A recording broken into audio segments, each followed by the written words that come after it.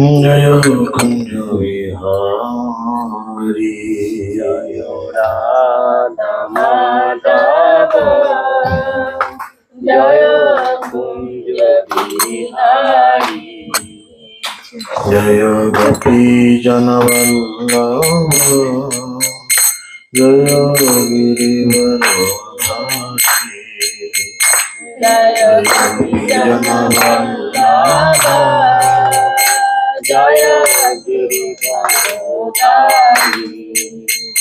जय यशोदानंदन व्रज जनरंजन यशोदानंदन व्रज जनरंजन यमुना तीरावनचारी जय कुंज विहारी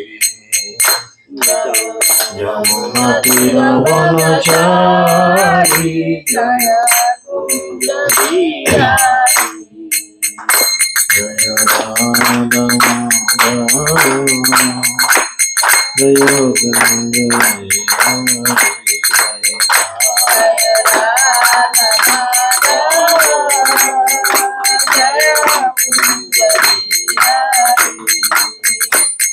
हरे कृष्ण कृष्ण कृष्ण हरे हरे हरे राम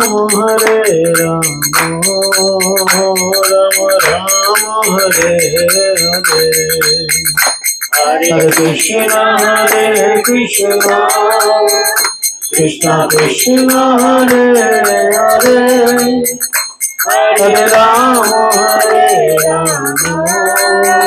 राम राम हरे हरे हरे कृष्ण कृष्ण कृष्ण हरे हरे हरे राम राम हरे हरे हरे कृष्ण कृष्ण कृष्ण हरे हरे हरे राम राम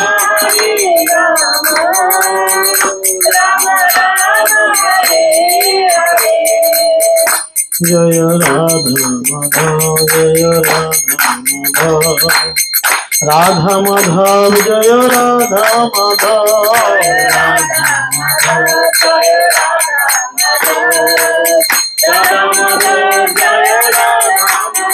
जय गौरनिताय जय गौरनिताय पंचतत्व जय गौरनिताय गौरनिताय जय गौरनिताय पंचतत्व जय गौरनिताय जय जय प्रभुपाद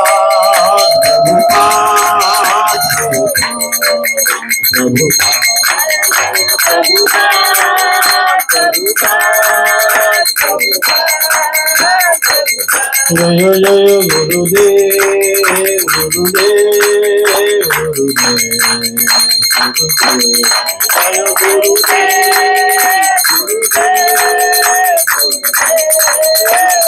निताय गौर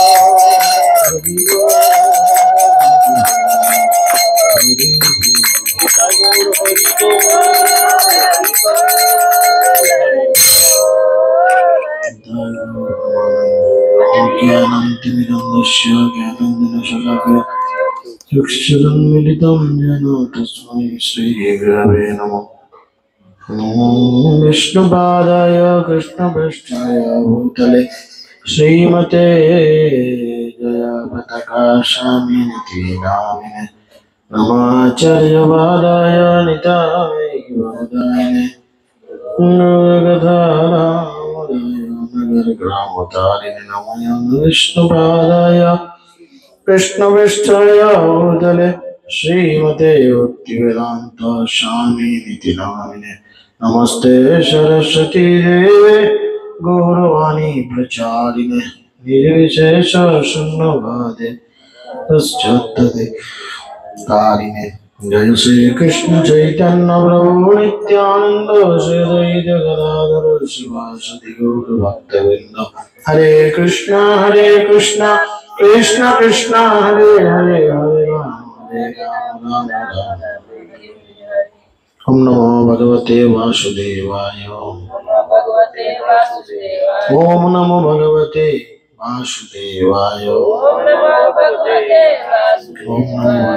वासुदेवाय। नारायणं नमस्कृत्यं नरं चैव नरोत्तमं देवीं सरस्वतीं व्यासं ततो जयमुदीरये। मुखं करोति वाचालं भङ्गं लङ्घयते गिरिं यत्कृपातमहं वन्दे श्रीगुरुं दीनतारिणं परमानन्दमाधवं सचैतन्यैश्वरं सचैतन्यमनोभीष्टं स्थापितं येन भूतले स्वयंरूपकदामह्यं यदादिशपदान्तिकं नित्यप्रयासोत्रेष नित्यं भगवता शिवया भगवती रुत्थं श्लोके भक्तिर्भवति नष्टि। जय श्री कृष्ण चैतन्य प्रभु नित्यानंद श्री अद्वैत गदाधर शिवासदि गौरभक्तवृंद। हरे कृष्ण कृष्ण कृष्ण हरे हरे, हरे राम राम राम हरे हरे। हरे कृष्ण।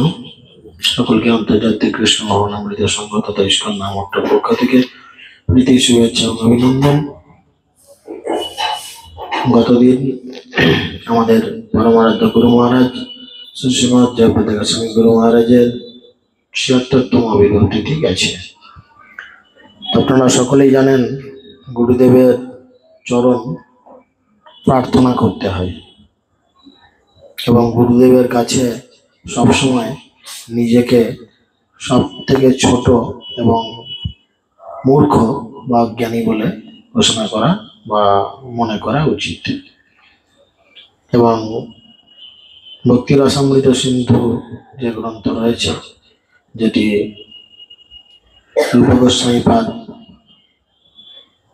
লিখেছেন, ভক্তির এই সমুদ্রের মধ্যে প্রবেশ করতে গেলে কতগুলি নিষিদ্ধেচ্ছার বিধি নিয়ম আমাদের জন্য তিনি বেঁধে দিয়েছেন। আমরা অনেকেই গুরুদেবের বন্দনা করতে গিয়ে, গুরুদেবের কাছে প্রার্থনাতে অনেকেই এই কীর্তন করি, গুরুদেব দয়াময়, তাই না? এবং ওই কীর্তনের মধ্যে আমরা প্রথমেই গুরুদেবের কাছে জানাই, প্রাণেরও যাতনা জানাবো কি তোমা, হয়েছে জীবন যন্ত্রণাময়। তা আমরা জীবনে যন্ত্রণা পাই। কয় রকম যন্ত্রণা পাই জীবনে জানেন? কয় রকম যন্ত্রণা আসে? যন্ত্রণার প্রকারভেদ কয় রকম? ৩ রকম: অধিদৈবিক, আধ্যাত্মিক আর অধিভৌতিক। অর্থাৎ অন্যান্য জীব থেকে, দেবদেবীদের থেকে এবং প্রকৃতি থেকে। এই ৩ রকম কষ্ট আমরা না চাইতেই পাই। এবং গুরুদেবের চরণ যদি আমরা ভজনা করি, তাহলে কিন্তু ধীরে ধীরে আমরা এই যন্ত্রণাগুলো থেকে মুক্ত হই। তো সেই জন্য আমাদের কোনো একজন শুদ্ধ বৈষ্ণবের সহচর্যে প্রবেশ করতে হয় এবং কোনো একজন শুদ্ধ বৈষ্ণবের সঙ্গ করার চেষ্টা করতে হয়। তো ভক্তি জীবন সম্পর্কে বলতে গেলে দেখবেন সব থেকে প্রথমেই উঠে আসে একজন বৈষ্ণবের কথা। তো সেই জন্য যে নরোত্তম দাস ঠাকুর বলছেন, ভক্তি জীবনে যখন আমরা খুব দুর্বল হয়ে যাই, বা ভক্তি জীবনে যখন আমরা ঠিক মতো এগোতে না পারি, বা ভক্তি জীবনে যখন আমাদের কোনো সমস্যা হয়, তখন কি হয় না, তিনি বারবার বলছেন যে 3টে টনিক আমরা তখন লিখে দিই, যে 3টে টনিক গ্রহণ করার ফলে আমাদের ভক্তি জীবন আগের থেকে অনেক ভালো যায়। আপনারা জানেন সে 3টে টনিক কি কি? 3টে ওষুধ। শরীর খারাপ হলে, যেমন জ্বর হলে যেমন ডাক্তারের কাছে গেলে ডাক্তার প্রেসক্রিপশন করে দেয় ওষুধ খাওয়ার নিয়ম বা ইত্যাদি ইত্যাদি এরকম কিছু নিয়ম। তো সেরকম ভক্তি জীবনে যখন আমরা উঠতে না পারি, এরকম কিছু অবস্থা হয়, ঠিক মন না বসে, জপ করতে ভালো লাগে না, আরতি করতে ভালো লাগে না, পূজা করতে ভালো লাগে না, ঠিক করে মন না লাগে ভক্তিতে, এরকম কারোর হয় নাকি? একটু হাত তুলেন দিকে। আমার এরকম হয়, 1 জন 2 জন 3 জন, খুব ভালো। তো যাই হোক, বাকিদের হয়তো হয় না, তা নাহলে হয়তো বুঝছে না, যা কিছু একটা হবে। তো এই ভক্তি জীবনে যখন আমরা বড় দুর্বল হয়ে যাই, তখন সাধুগুরু বৈষ্ণব প্রেসক্রিপশন দিচ্ছেন যে ভক্তপদ ধূলি আর ভক্তপদ দল, ভক্ত ভক্তা শেষ, এই তিন সাধনের বল। ভক্তি জীবনকে ঠিকমতো পরিচালন করতে গেলে ভক্তপদ ধূলি মানে ভক্তের শুদ্ধ বৈষ্ণবের পায়ের ধুলো, শুদ্ধ বৈষ্ণবের পা ধোয়া জল এবং শুদ্ধ বৈষ্ণবের উচ্ছিষ্ট, এই তিনটা জিনিস আমাদের বড়ই প্রয়োজন। তো সেই জন্য নরোত্তম দাস ঠাকুর খুব সুন্দর করে এই বৈষ্ণবের মহিমা প্রার্থনা করেছেন, কীর্তন করেছেন। তিনি বলছেন, ঠাকুর বৈষ্ণব পদ অবনীর সুষম পদ, শোনো ভাই হইয়া এক মন। সকলের কাছে জোরাত করে তিনি বলছেন যে বৈষ্ণব ঠাকুর হচ্ছে অবনীর সুষম পদ। অবনী মানে পৃথিবী, তাই না? অবনী মানে হচ্ছে পৃথিবী। বৈষ্ণব হচ্ছে পৃথিবীর একটা অ্যাসেট, সম্পত্তি, তাই না? অবনীর সুসম্পদ, শোনো ভাই হইয়া এক মন। তিনি বিজ্ঞপ্তি দিচ্ছেন সবার কাছে, শোনো, বৈষ্ণবকে ছোট করে ভেবো না, বৈষ্ণবকে এইরকম ভাবো, তিনি পৃথিবীর এক বড় সম্পদ। আশ্রয় লইয়া ভজে তারে কৃষ্ণ নাহি তাজে, আর সব মরে অকারণ। কেউ যদি ভক্তি জীবন কোন একজন শুদ্ধ বৈষ্ণবের তত্ত্বাবধানে থেকে জীবন যাপন করেন, তাহলে কি হবে? কৃষ্ণ তাকে কোনোদিন পরিত্যাগ করবে না, সব সময় কৃষ্ণ তাকে কৃপা করবেন, আঁকড়ে ধরে থাকবেন। আর যারা এইরূপ আচরণ না করবেন, বলছেন মরে সব, আর সব মরে অকারণ। কেন না? বৈষ্ণব চরণ জল প্রেম ভক্তি দিতে বল, আর কেহ নাহে বলো বন্ত। প্রেম ভক্তিতে যদি ক্ষমতা দিতে হয়, প্রেম ভক্তিতে যদি চাঙ্গা করতে হয়, তখন কি করা দরকার? না, তখন বৈষ্ণব চরণ জল অর্থাৎ শুদ্ধ বৈষ্ণবের চরণ ধোয়া জল, যেটা প্রেম ভক্তি দিতে পারে, এছাড়া আর জগতে কারোর কোনো ক্ষমতা নেই। আর সেই কথা বলতে গিয়ে তিনি তাই জন্যই বলছেন যে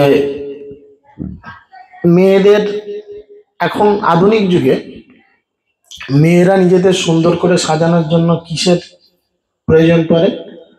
গয়নাগাটি, তাই না? নাকের, কানের, মাথার, গলার, হাতের বিভিন্ন ধরনের গয়নাগাটির প্রয়োজন পড়ে, হয় কি না? সুন্দর করে গয়নাগাটি বেশ হাড় বালা হেন তেন পরে সে যদি সেজে থাকে, সেই মহিলাটিকে দেখতে খুব ভালো লাগে। সেরকম ভক্তি জীবনে আপনাকে যদি খুব সুন্দর থাকতে হয়, এখানে কি পরে থাকবেন? সোনার বালা, নাকের, কানের ইত্যাদি পরে নিজেকে সুন্দর করার চেষ্টা করবেন? ভক্তি জীবনে কি করে করতে হবে? ভক্তি জীবনেও কিন্তু গয়না আছে, যে গয়নাটা আপনাকে পরা দরকার, বুঝেছেন? কি গয়না? এখানে খুব সুন্দর করে বলছেন, বৈষ্ণব চরণ রেণু মস্তকে ভূষণ বিনু, আর নাহি ভূষণের অন্ত। বৈষ্ণব চরণ রেণু মানে বৈষ্ণবের চরণ ধূলি যদি কেউ মাথায় গায়ে মাখতে পারে, মস্তকে ভূষণ বিনু, মাথায় মাখলাম আমি, কি করায়? ভূষণ বিনু, আর নাহি ভূষণের অন্ত। তিনি বলছেন, আর আমার কোনো গয়নার প্রয়োজন নেই। কেন না? এই চরণ ধুলো তীর্থ জল পবিত্র করে লিখিয়াছে পুরাণে, তীর্থ জল পবিত্র গুণে লিখিয়াছে পুরাণে, সেসব ভক্তির প্রবঞ্চন। ভক্তির ক্ষেত্রে প্রবঞ্চনা আছে, মানুষকে লোক টাকানোর বিষয় আছে। কিরকম না? তীর্থ জল পবিত্র করে, এই কথা চতুর্দিকে লিখেছে। তাই আমরা অনেক সময় নিজেদের পাপ ধোয়ার জন্য, নিজেদের পুণ্য করার জন্য, নিজেদের মানে সাধু করার জন্য আমরা কি করি? গঙ্গায় যাই বা ইত্যাদি কোনো পুণ্য নদীতে যাই, গিয়ে স্নান আদি করি, যার ফলে আমাদের সমস্ত অপরাধ ধুয়ে যায়। সেই জন্য বলছে তীর্থ জল পবিত্র গুণে। সবাই জানে তীর্থের জল পবিত্র, লিখিয়াছে পুরাণে, এসব ভক্তির প্রবঞ্চন। এখন আপনাকে যদি এক্ষুনি তীর্থের জল প্রয়োজন পড়ে পবিত্র হওয়ার জন্য, বাড়িতে গঙ্গা জল না থাকলে কাছাকাছি আপনাকে প্রায় 50 কিলোমিটার দূরে গিয়ে গঙ্গা খোঁজ করতে হবে। আর কি বলে? বৈষ্ণবের পাদদক সমনহে এইসব যাতে হয় বাঞ্ছিত পূরণ। বৈষ্ণবের পাদদক, পাদদক মানে পা ধোয়া জল, পা হইতে উদক, পাদদক। বৈষ্ণবের চরণ ধোয়া জল সমনহে এইসব, এসবের সমান নয়।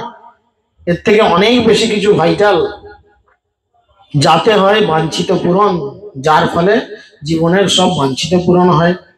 তাই নরোত্তম দাস ঠাকুর বলছেন, এহেন বৈষ্ণব সঙ্গেতে মন আনন্দিত অনুক্ষণ সদা হয় কৃষ্ণ পরসঙ্গ। বৈষ্ণবদের কাছে বসে থাকলে কি হয়? সদা হয় কৃষ্ণ পরসঙ্গ। এই যে আপনারা আজকে এতক্ষণ এসেছেন, আমরা আধা ঘন্টা 1 ঘন্টা একটু আলোচনা করব। এখন কি আলোচনা হবে? সুধানীলে কি সিনেমা চলছে, করুণায় কি চলছে, ছায়ামানিতে কি চলছে, কার ঘরে কি ঝামেলা চলছে, অশান্তি হয়েছে? কি হবে? কৃষ্ণ কথা হবে। কেন না? বৈষ্ণব সঙ্গে তেমন, শাস্ত্রেই বলে বৈষ্ণব সঙ্গে তেমন আনন্দিত অনুক্ষণ সদা হয় কৃষ্ণ পর সঙ্গ। দীন নরোত্তম কান্দে হিয়া ধৈর্য নাহি ভান্দে, কেন হইল মোর দশা ভঙ্গ। তাই না? বৈষ্ণব যে কত পাওয়ারফুল, এরকম কত ঘটনা আমাদের এই বাংলার বুকে রয়েছে। দেখেন, একটি বড় ব্যবসায়ী ছিল, যে ব্যবসায়ী একজন ভালো নাম করা একজন বৈষ্ণবের শিষ্য। তার একটি বড় ব্যবসা। এখন গুরুদেব ইচ্ছা করেছে সেই ব্যবসায়ীর ঘরে যাবে। ওই জন্য গুরুদেব একজন ভক্তকে, তার নিজের একজন ভক্তকে সেই ব্যবসায়ীর বাড়িতে পাঠিয়ে দিয়েছে। যাও, গিয়ে বলো গুরুদেব কালকে তোমার বাড়িতে আসবে কিছু শিষ্য নিয়ে। গুরুদেব তোমার বাড়িতে কাল থাকবে, সেবা পাবে। এই কথা শুনলে কি হবে? আমাদের বাড়িতে যদি কেউ এসে বলে যে গুরুদেব কালকে আপনার বাড়ি আসবে, আমার কি হবে? আনন্দ হবে কিনা? এবার এরকম আনন্দ হচ্ছে, এত আনন্দ হয়েছে গুরুদেব আসবে, এই যে এত আনন্দ, এই আনন্দের জন্য তিনি কি করেছেন না, তিনি গুরুদেবের যে শিষ্যকে, আরেকজন শিষ্যকে পাঠিয়েছিল তার বাড়িতে খবর দিতে যাওয়ার জন্য, তার সঙ্গে কোন রকম আর কথাবার্তা বলার সুযোগ হয়নি, তাকে খাতির করার সুযোগ হয়নি। তিনি হঠাৎ করে নিজেই মেতে গেলেন, প্যান্ডেল ডেকোরেটর সানো তানো ইত্যাদি যা কিছু আছে সবাইকে নিয়ে মারতে থাকলেন।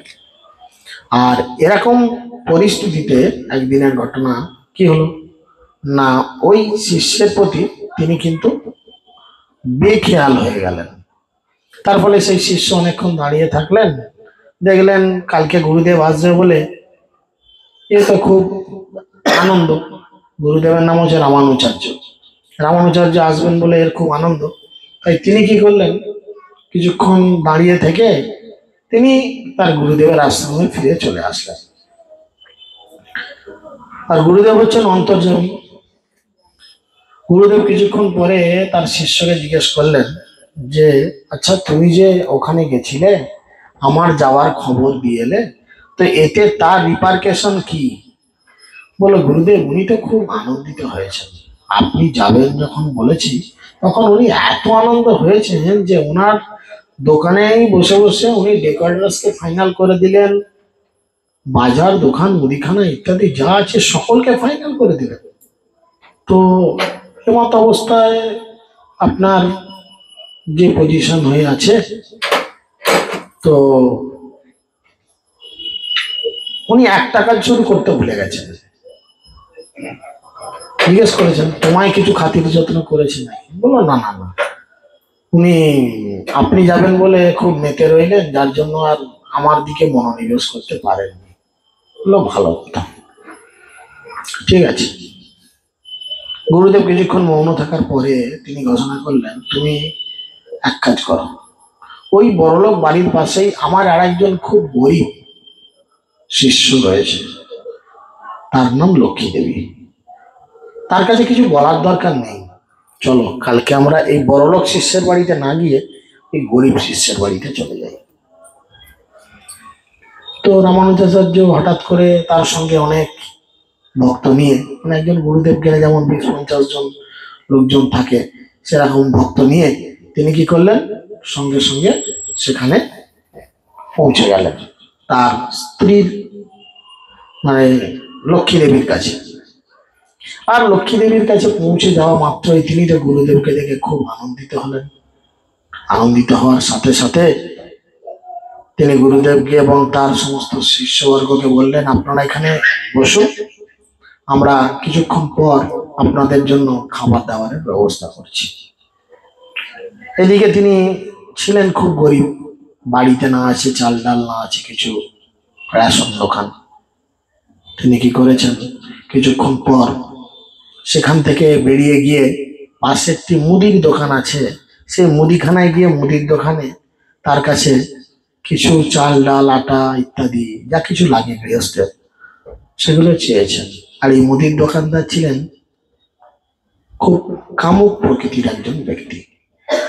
তিনি যখন দেখছেন লক্ষ্মী দেবী এরকম পরিস্থিতিতে পড়েছে, কাছে পয়সা নেই, তখন তাকে বললেন যে আমি তোমার যা মাল লাগবে সব দিয়ে দেবো, কিন্তু আজকে সন্ধ্যার পরে তুমি আমার এই দোকানের ওপরে যে দোতলায় যে বিল্ডিং আছে এখানে চলে আসবে। যদি তুমি আসো আমি তোমাকে সবকিছু মাল এক্ষুনি দিয়ে দেবো।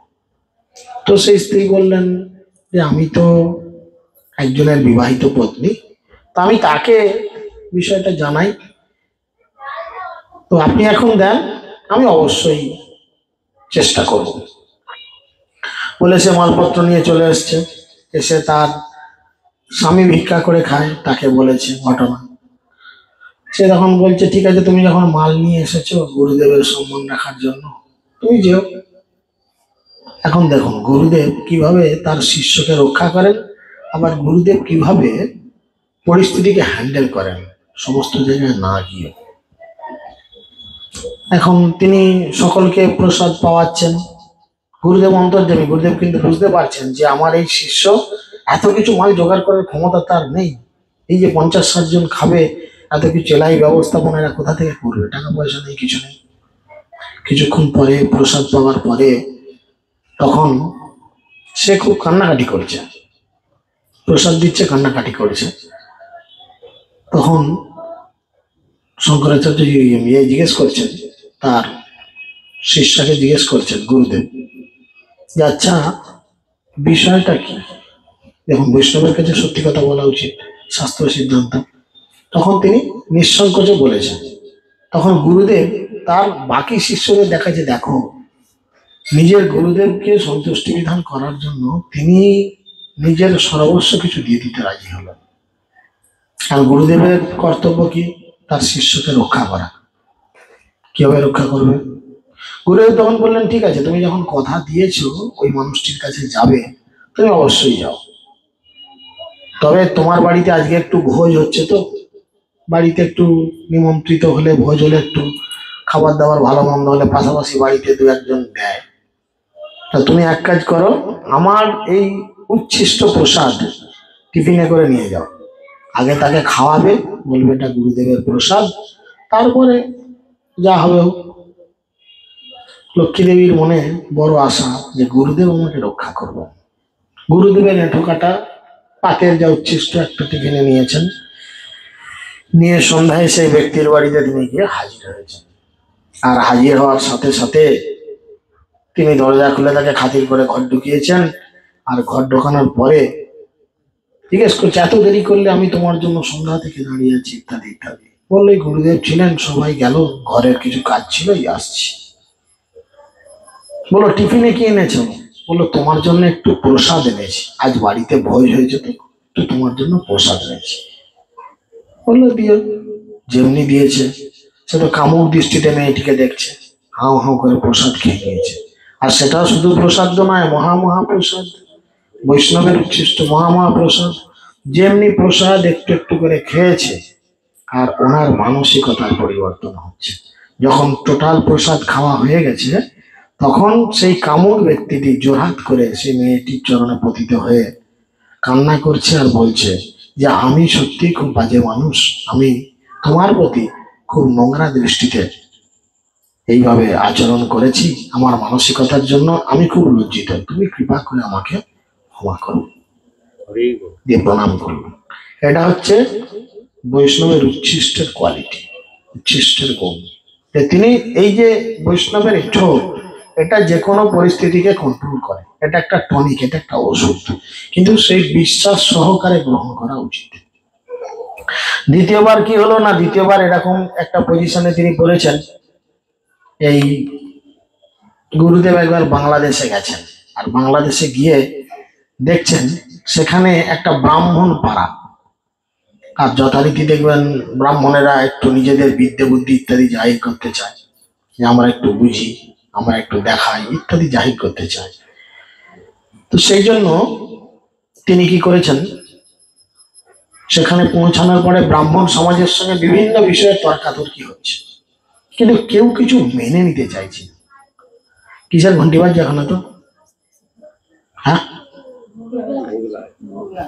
এত সকাল? যাই হোক, তো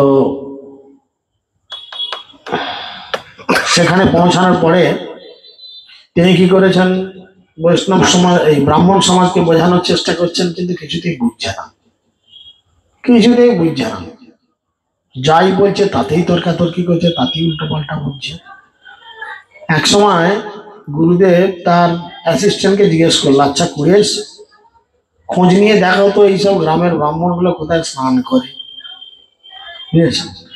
আর তখনকালকার দিনে বাড়িতে টিউবওয়েল বা বাথরুমের ব্যবস্থাপনা ছিল না, ওই যা হলো পুকুর নদীতেই ডুবডাব দিয়ে চান করতে হতো, বুঝেছেন? তখন কুরেশ খোঁজ খবর নিয়ে জানতে পারলো যে পাড়ার মাঝে একটা বড় পুকুর আছে, আর সেই পুকুরের জলে এই গ্রামের সব ব্রাহ্মণগুলো স্নান করে, সকাল থেকে দুপুর পর্যন্ত সবাই টপাটপ ডুব মারে। বললো ঠিক আছে, কালকে ভোরবেলা তুমি আর একটা কাজ। বললো কি গুরুদেব? না, কালকে ভোরবেলা তুমি ওই পুকুর পাড়ে যাবে, গিয়ে পুকুরের জলে ভালো করে পা গুলো ধুয়ে চলে আসবে। যাক, সে বুঝেনি, গুরুদেব নির্দেশ করেছে, বললো জোয়াঙ্গা, আপনি যা বলেছেন তাই। সে চলে গেছে পুকুর পাড়ে, পরের দিন ভোরবেলা আলো ফোটার সাথে সাথে গিয়ে ভালো করে পা ধুয়ে চলে এসছে। এখন বৈষ্ণবের পা ধোয়ার ফলে গোটা পুকুরের জলটা কি হয়েছে? চরণামৃত হয়ে গেছে, বৈষ্ণবের পা ধোয়া জল হয়ে গেছে। এরপরে সেই দিনে ব্রাহ্মণগুলো যতবার ডুব দিয়েছে আর এসে গুরুদেবের সামনে তর্ক যুদ্ধে বসেছে, সেদিনে আর কেউ তর্ক করে, সেদিনে একের পর এক সবাই গুরুদেব যা বলছেন সেই সিদ্ধান্ততেই হ্যাঁ চালিয়ে যাচ্ছে। বাংলাদেশের ঘটনা এরকম রয়েছে। তো সেই জন্য বৈষ্ণব পদধূলি, বৈষ্ণব পদজল, বৈষ্ণব উচ্ছিষ্ট। বৈষ্ণবের চরণধূলি পড়ার সাথে সাথে এই স্ত্রী তাকে নিজেকে প্রোটেক্ট করলো, চতুর্দিক থেকে তিনি নিজেকে সংরক্ষিত করলেন। বৈষ্ণবের উচ্ছিষ্ট পাওয়ার ফলে ওই কামার্ত ব্যক্তি কি হলো, তার মানসিকতার পরিবর্তন হয়ে গেল। সে যাকে ভোগ করার বাসনায় যার দিকে তাকাতো হাঁ করে, সে এখন তার প্রতি সন্তানের মতো, তাকে নিজের মায়ের মতো জায়গায় রেখে প্রণাম করছে।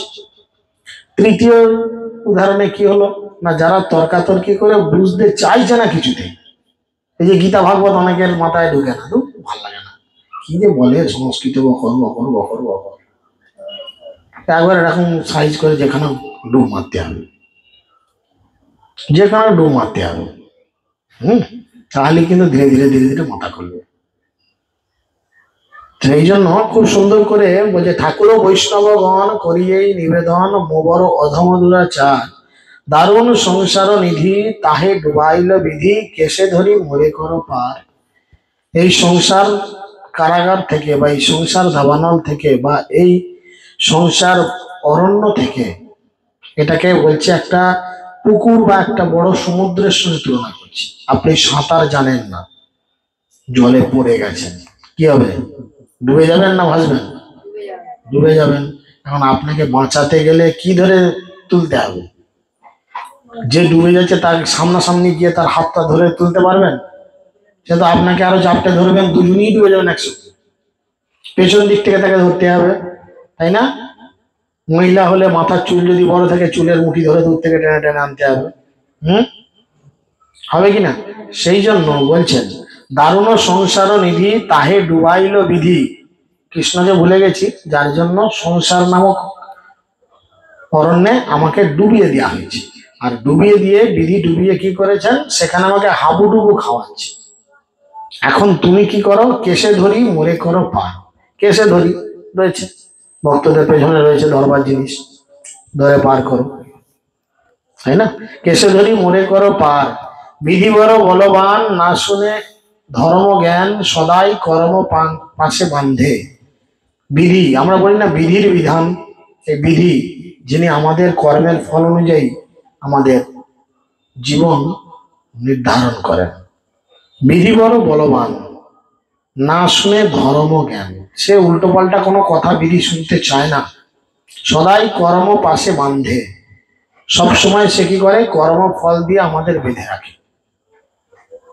তুমি একটা মশাকে চাবড়ে মারলে, মরে গেল, রক্তারক্তি হয়ে গেল, ঠিক আছে, তোমাকেও কোনো না কোনো জীবনে এইভাবে পুরস্কার দেয়া হবে, চালিয়ে যান।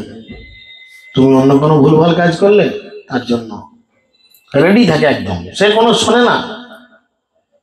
না দেখি তারণ লেশ, যত দেখি সব ক্লেশ।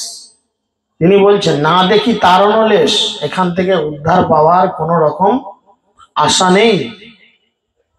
যত দেখি সব ক্লেশ, যেদিকে চোখ মেলে তাকাচ্ছি সবাই দেখছি কত পাচ্ছি। আপনি যদি কোনো ক্রমে সৌভাগ্যের বসে নরকে পৌঁছে যান, সেখানে গিয়ে চতুর্দিকে কি দেখবেন, সবাই আরাম করে বসে আছে, আহ কি আরাম। দেখবেন কি সেখানে কি আওয়াজ কানে আসবে?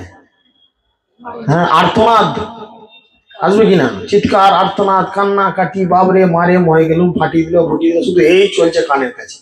তার মানে এই আওয়াজগুলো কি আরামের না আর্তনাদ, কষ্টের, দুঃখের? সেজন্য বলছে যত দেখি সব ক্লেশ, অনাথ কাতারে সেই কান্দে। যেদিকে তাকাই সবাই শুধু কাতারে কাতারে কাঁদছে, সে লাইনে দাঁড়িয়ে সবাই কাঁদছে, চোখের জল মুছছে। তখন মানব জীবন পেয়েছিলাম, ভক্তরা এসে আমাদের কাছে কত করে বলতো, আর আমরা তাদের মুখের উপরে অধাহন করে দরজা বন্ধ করে দিয়ে চলে যেতাম। মানুষ আছে না এরকম? চিন্তা করেন, একটা 9 ওয়াটের লাইট জ্বললে কত আলো পুড়তো, হ্যাঁ কি না? একটা 9 ওয়াটের লাইট 1 ঘন্টা জ্বললে কত কত কারেন্ট পুড়তো, হয় কিনা? যাই হোক, বিষয়গুলো বোঝা আছে, কারণ ভক্তি জীবনটা সবার জন্য নয়। তো সেই জন্য তিনি বলছেন না দেখি তারণ লেশ, যত দেখি সব ক্লেশ, অনাথ কাতারেতেই কান্দে। কাম ক্রোধ লোভ মোহ মদ অভিমান সহ, আপনে আপনে স্থানে টানে। কাকে কেন টেনেছে? তুমি করলে অন্ধকার, তোমার জন্য অন্ধকারই নির্ধারিত রইল। এমন একটা জগৎ, সেখানে শুধু অন্ধকার আর অন্ধকার। একটা দেলাই কাঠি জ্বালানোর আলোর পর্যন্ত লোক নেই, সেরকম জায়গায় বসে থাকবে অন্ধকারে, কে কোথা থেকে এসে মারবে তার ঠিক নাই। এই হঠাৎ ধরে এখন কারেন্ট চলে গেল, আর উপরে চাঁদা মামা অন্ধকার হয়ে গেল। হ্যাঁ, বসে রয়েছে সবাই, কে কোথেকে গোদাম করে লাঠি করে এক ঘা দড়িয়ে দিলে কান মুঠোয়, বুঝতে পারবে কোথা থেকে মারছে। তাহলে আতঙ্কে এসে এদিক ওদিক করবে কিনা সবসময়, কোন দিক থেকে মারবে রে ভাই। হ্যাঁ, সারাদিন রাত এই চলবে। বলে শাস্তির বিধান এরকম রয়েছে, কিছু করার নেই। কেন না, কাম ক্রোধ লোভ মোহ মদ অভিমান সহ, অর্থাৎ ষড়রিপু। আমাদের হৃদয়ের মধ্যে 6টি শত্রু রয়েছে। এই 6টি শত্রু আমাদের যেভাবে পরিচালিত করেছে, আপন আপন স্থানে টানে। যার যেটা চাঙ্গা তাকে সেই নরকের দিকে টানবে। তোমার কাম চাঙ্গা, তুমি বড় কামুক, তোমাকে ভগবান সেই রাস্তায় টানবে। তোমার ক্রোধ বেশি, রাগ বেশি, তোমাকে নরকের দিকে টানবে। তোমার লোভ বেশি, নরকের সেই দরজায় তোমাকে টানবে। তোমার মোহ বেশি, তোমাকে নরকের সেই দরজায় টানবে। তোমার মদ বা অভিমান বেশি, তোমাকে সেই জায়গায় টানবে। আর যদি সাধুগুরু বৈষ্ণবের শিক্ষা অনুযায়ী এই 6টার মধ্যে 5টা শত্রুকে তুমি ভগবানের সেবায় লাগিয়ে দিতে পারো, তাহলে এরা তোমাকে কোথায় টানবে? ভগবানের কাছে টানবে। তুমি যেখানে লাগবে সেখানেই টানবে, তাই নয়? তুমি আম গাছ লাগিয়েছো, তাহলে সেই আম গাছ আমি পাবে। আম গাছ লাগিয়ে তাতে গিয়ে তুমি আপেল পাবে? পাবে না। সেরকম তুমি যেমন কর্মের দিকে লাগাবে তেমন তার ফল পাবে। আপন আপন স্থানে টানে। ওই চন আমার মন ফিরে যেন অন্ধজন, সুপথে বিপথে নাহি জানে। এই আমি সেই বড়ই পাগল, অন্ধের মতো আমি এদিক ওদিক ঘুরে বেড়াই, কোনটা ঠিক কোনটা ভুল জানি না। না লইনু শতমত, অসতে মজির চিত, তুয়া পানে না করিনু আস। আমার কামড়াক না, অসুবিধা নেই, কিছু করতে হবে না। লইনু সৎমত, সৎ ব্যক্তিদের মতামত আমি নিলাম না। সৎ ব্যক্তিদের মতামত আমি কিছু নিলাম না। যারা কৃষ্ণ ভক্তিতে চলে বা সাধুগুরু বৈষ্ণবের মতো চলে, তাদের মতামত, তাদের চিন্তা আমি কিছু গ্রহণ করলাম না। অসতে মজির চিত্ত, অসৎ ব্যক্তিদের মধ্যে আমার চিত্ত মেতে রইল। চিন্তা করেন, এক্ষুনি বাজারে গিয়ে বলে আসো এখানে হরিনাম হবে, সবাই এসে তো দেখি, কজন এসে জুটবে? আর সেখানে দুজন খৈনি পেটতে পড়তে হলে আমার জন্য একটু পারবে বলো? এই সন্ধ্যার দিকে দেখো, চায়ের দোকানে আড্ডা, লোকের দোকানে আড্ডা, ক্লাবে আড্ডা, পার্কে আড্ডা, তাই না?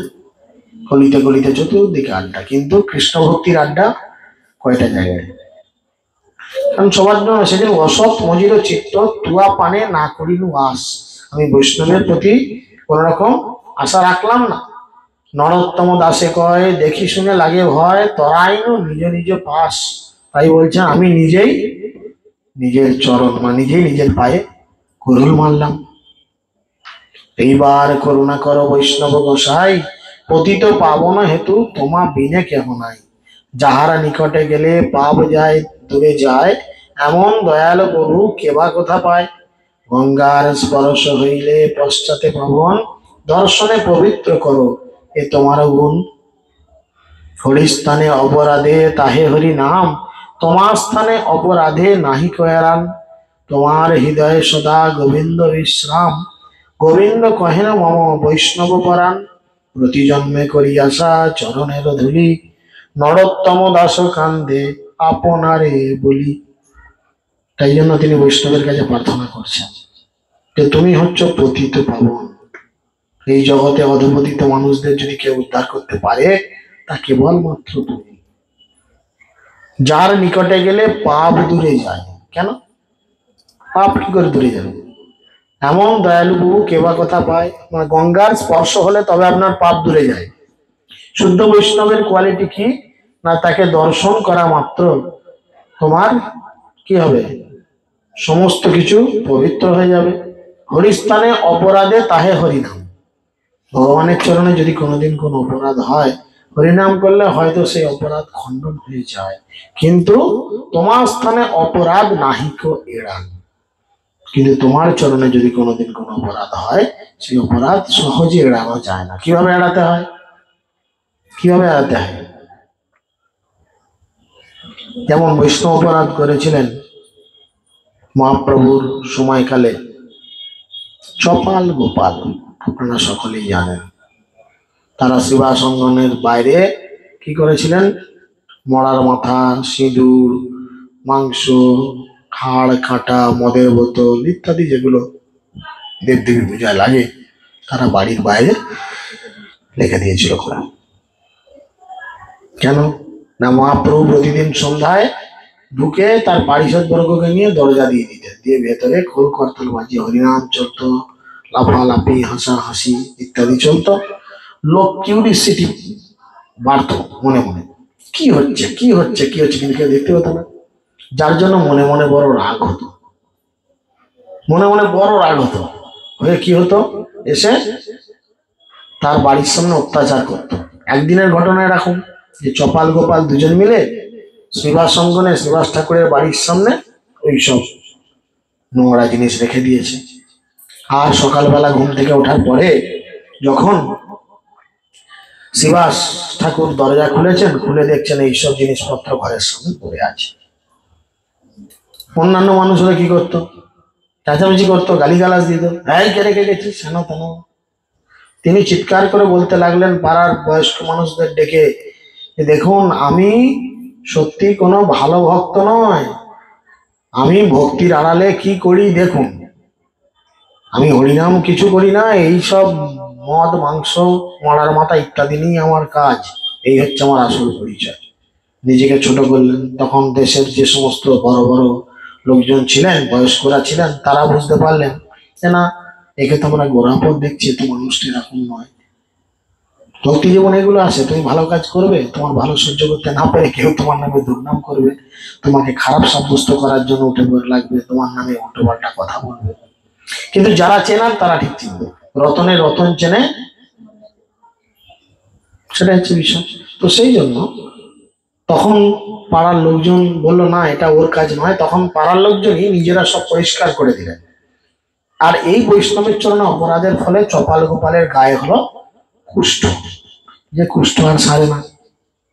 তারা তখন শুনেছে মহাপ্রভু সকলকে কৃপা করছেন, মহাপ্রভুর কাছে কৃপা পাওয়ার জন্য তারা কি করলেন, মহাপ্রভুর কাছে গিয়ে দাঁড়ালেন, বললেন তুমি আমাদের গ্রাম সম্পর্কে অমুক দোষ কেন কেন কৃপা করো। বলো না, তোমাদের যে অপরাধ এটা কৃপার যোগ্য নয়, বরঞ্চ তোমাদের আমার পক্ষে যদি সম্ভব হয় কোটি জন্ম তোমাদের আমি এইভাবে সমস্যায় ফেলে রাখবো।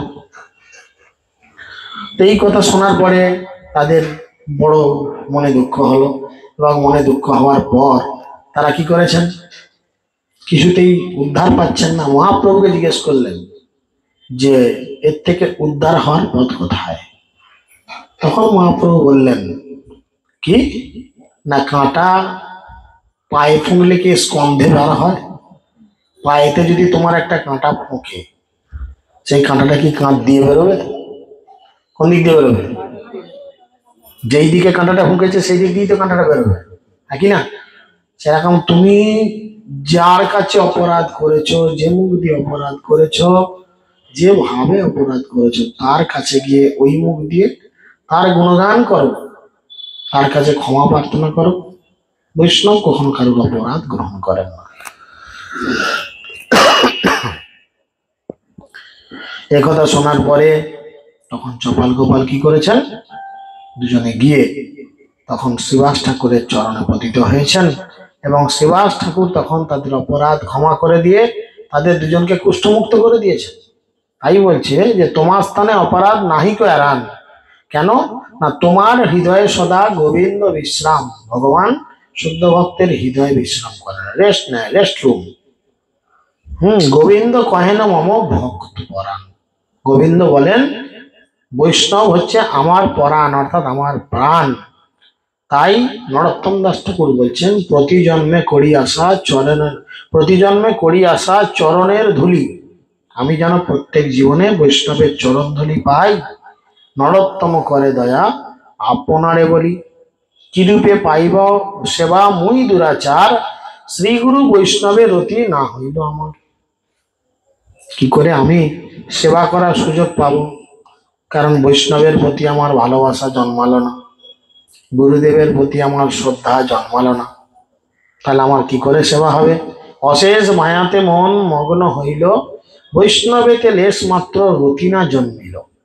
মায়াতে এমন ভাবে আমার মন জড়িয়ে রয়েছে যে বৈষ্ণবেতে আমার কোন রকম লেশ মাত্র নেই।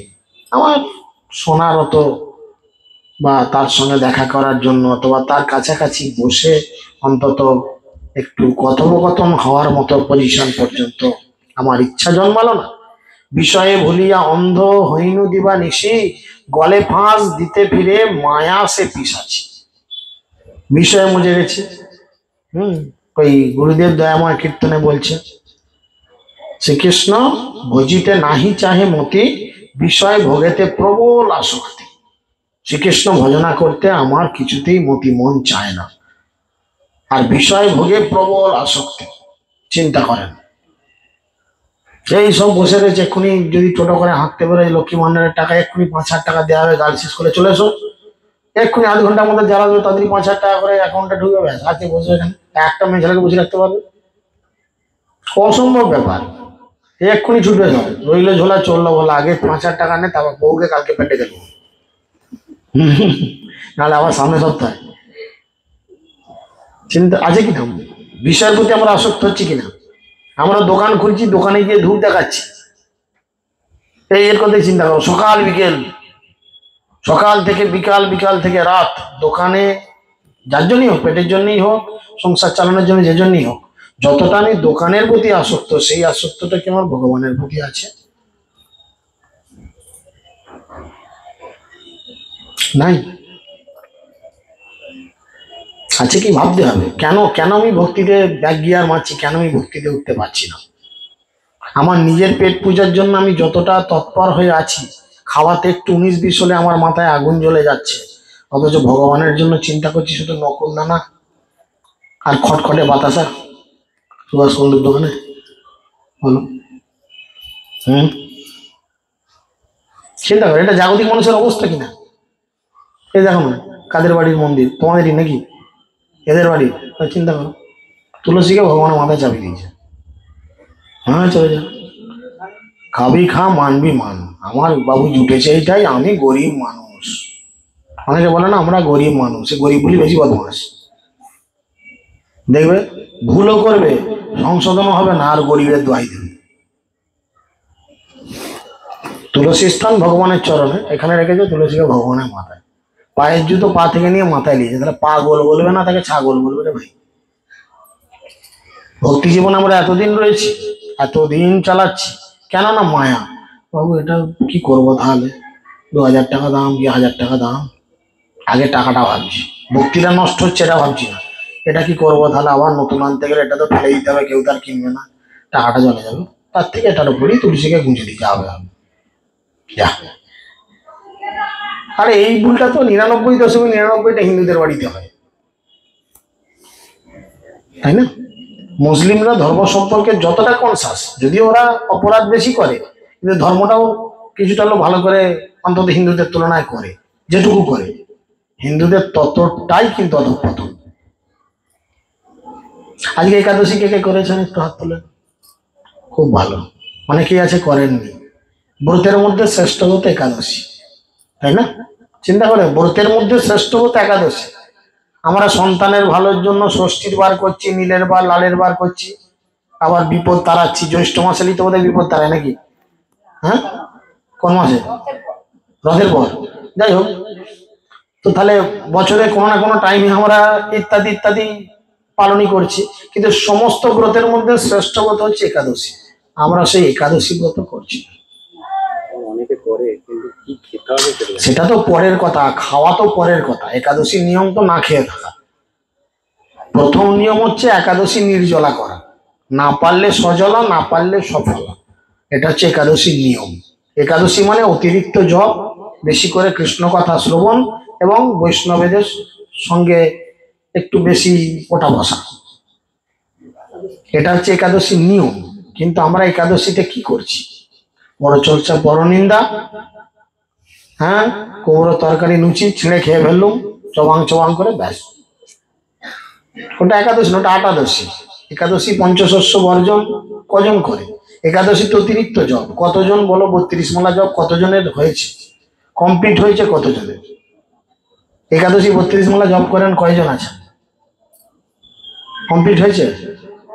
হয় নাই। তাহলে চিন্তা করো, আর কখন হবে?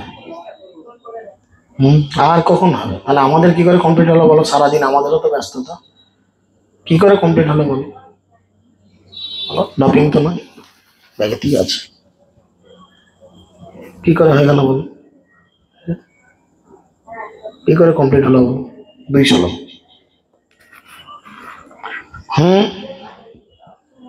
হাফ দিন তো তোমাদের সঙ্গেই আছি আজ, দুপুর থেকে। কি করে কমপ্লিট হলো বলো? তার মধ্যে চেম্বারে হচ্ছে, গাড়ির কাজও হচ্ছে, সবই হচ্ছে। মেশিনে তো আর করছি না, মালাতেই তো করছি, কি করে কমপ্লিট হচ্ছে? যার জন্য আমাদের এই বারগুলো, এই ব্রতগুলোর জন্য ভগবানের কাছে প্রার্থনা করতে হয়। একাদশী মাস্ট। হিন্দুদের মধ্যে একটা কি থাকে না, যতক্ষণ না স্বামী মরে ততক্ষণ একাদশী করবো। বিধবা হলে তবে একাদশী করবো। আরে বাবা, বিধবা শতবার একাদশী বলাই নাই। একাদশী যে কেউ করতে পারে। একাদশী তো আমার ছেলে তো হয়ে থেকে করছে, তো যে কেউ একাদশী করছে। একাদশী একটা মহান ব্রত, এই ব্রতকে অবশ্যই করা দরকার। তো সেই ব্রত আমরা করি না। কি বলি? বিষয় ভুলিয়া অন্ধ হইন দিবা নিশি, গলে ফাঁস দিতে ফিরে মায়া পিসাচ্ছি। মায়া কি করছে? একটা হাতে দড়ি দিয়ে তোমার গলায় ঢুকিয়ে দিয়েছে। সেই গলাতে দড়ি দিয়ে মারা, দেখেছো লোককে মার্ডার হয় যেগুলো, গলায় দড়ি দিয়ে ঝুলাল হয়, গলায় দড়ি দিয়ে মারা। সে মায়া নামক পিসাচি কি করেছে? আমার গলা দিয়ে দড়ি গলি দিয়েছে, এরকম গলি দিয়েছে গলায় দড়ি, ঠিক আছে? সে টানছে। আর কিসের কিসের দড়ি টানছে? কামনা বাসনার দড়ি দিয়ে টানছে। বিষয় ভুলিয়া অন্ধ হইন দিবা নিশি, গলে ফাঁস দিতে ফিরে সে মায়া পিসাচি, ইহারে করিয়া জয় ছাড়ানো না যায়। এই মায়া পিসাচিকে কিছুতেই জয় করা যায় না, কিছুতেই জয় করা যায় না।